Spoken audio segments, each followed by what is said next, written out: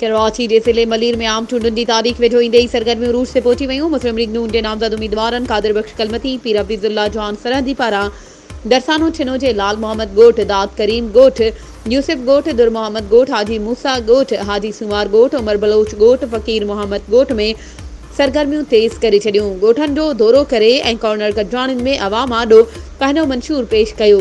नवाज़ league उम्मीदवारनि कादिर बख्श कलमती, पीर हफीज़ुल्लाह John सरहदी ऐं ॿियनि जी अॻवाननि जो इलाइक़े वासियुनि पारां शानदार इस्तक़बाल कयो वियो।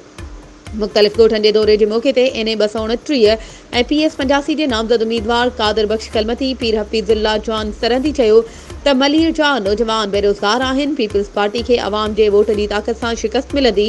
मलीर खे ज़रदारी लीग खां छुटकारो ॾियारण जो वक़्तु अची वियो आहे। अमन अमान जी सूरत-हाल इंतिहाई ॻणती जोगी आहे। उनखे दुरुस्त करण लाइ अहल नुमाइंदनि जो असेंबली में पहुचणु ज़रूरी आहे। 8 फरवरी ते जश्न मल्हाए मलीर जी तरक्की जे सफ़र जी शुरूआत कई वेंदी।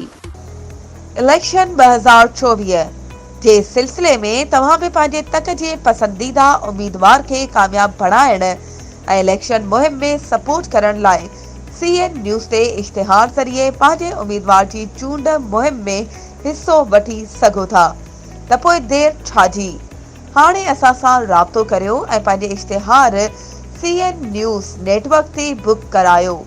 वधीक राब्ते लाइ WhatsApp नंबर 03447223464।